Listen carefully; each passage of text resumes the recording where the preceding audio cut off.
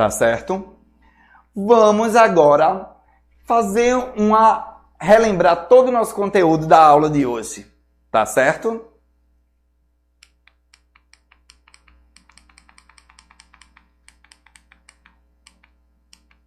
Vamos lá, a gente viu que na aula de hoje, gente, a gente tinha 3 objetivos. O primeiro era conceituar a dança, depois conceituar e reconhecer as danças de salão, e por último a gente deu 5 exemplos de danças de salão brasileira. É lógico que você conhece várias outras danças de salão que não são brasileiras. As danças de salão internacionais são assuntos do 2º ano, da próxima aula. Mas vamos voltar para a da gente. A primeira foi a definição de dança, que precisa ter pessoas, uma expressão corporal que é feita através de gestos, de coreografias, ritmadas ou não, que vai expressar uma finalidade, uma emoção, ok? Lembrando que a dança faz parte da cultura corporal, junto com a ginástica, a luta, o esporte e o jogo. São os 5 conteúdos da cultura corporal da educação física. Então, a definição. Segundo o coletivo de autores, ele diz que a dança pode ser considerada uma linguagem social que permite representação de sentimentos, de emoção, da afetividade em várias esferas da vida, como a religiosidade, do trabalho, dos costumes, dos hábitos, da saúde e da guerra. A dança, minha gente, ela é apaixonante. Quando o homem nasceu, ele já nasceu dançando. Se qualquer gesto representa uma dança, o que é que a gente pode observar? O homem primata, ele fazia gestos rudimentares. Como ele andar, como ele se defender do fogo, como ele jogar uma pedra. Então isso daí não deixava de ser a dança para aquele tipo. A gente tem a dança associada no período clássico, justamente associada aos Jogos Olímpicos. A dança dos 7 véus, tá entendendo? Aí depois do período a gente tem as danças ligadas à religiosidade, principalmente as danças feitas por bruxas, as wiccas, durante toda a Idade Média. A gente também tem as danças circulares, então as danças da Arábia, a dança da China, da Índia, tá certo? Do Japão.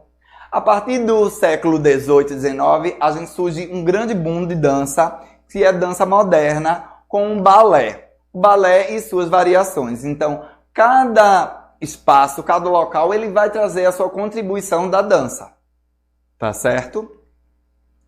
E agora a gente tem a dança contemporânea, que justamente traz o quê? Traz um sentimento, uma emoção. Ele traz justamente a expressão.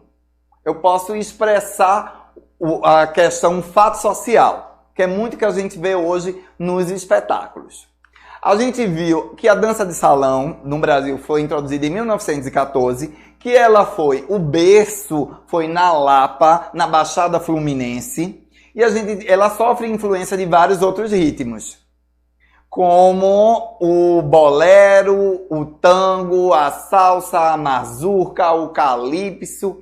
Então, segue esse aí vários exemplos.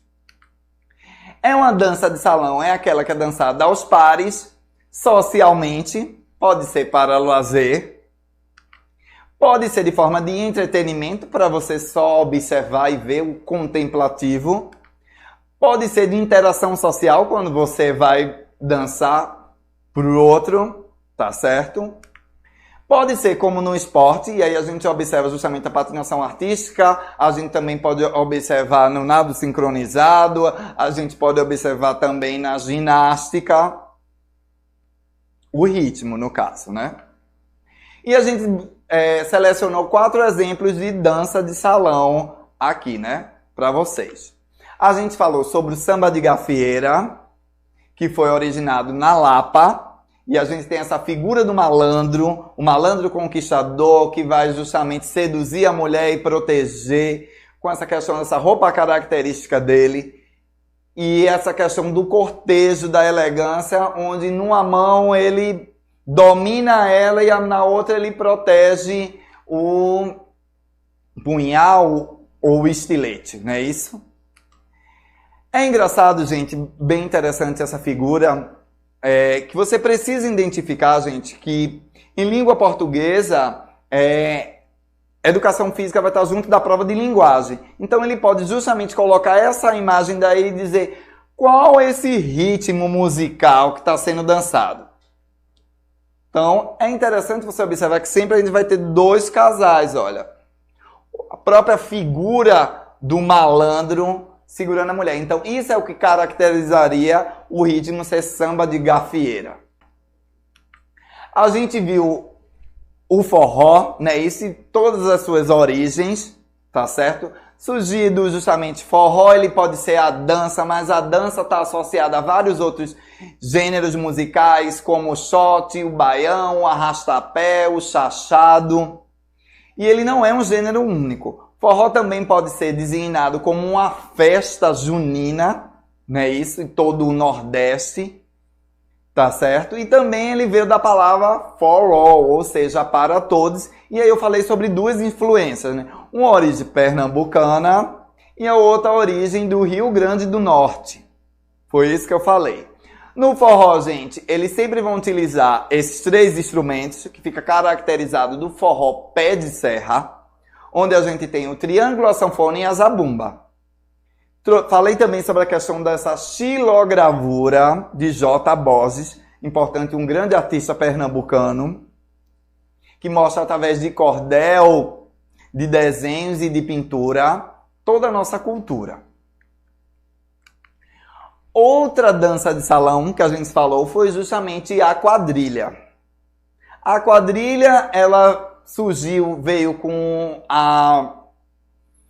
os reinados, né? Isso com a corte portuguesa quando chegou no Brasil em 1808, né? Isso. E vem da palavra do francês quadrillé, ou seja, que quer dizer formato retangular, dançar-se em pares. A gente viu que a quadrilha também ela foi trazida pelas orquestras francesas como Millet Cavalier, que trocava a música de Moussard, que seria o pai da quadrilha, e Tobec, Moussard de Tobec. Essas definições, essa etimologia veio justamente com Câmara Cascudo. Falamos também que a quadrilha ela teve vários tipos de evolução, que ela foi sofrendo essa evolução durante todo o período. Primeiro seria o ritmo tradicional, o estilo tradicional. O segundo seria o estilo estilizado. Depois o recriado.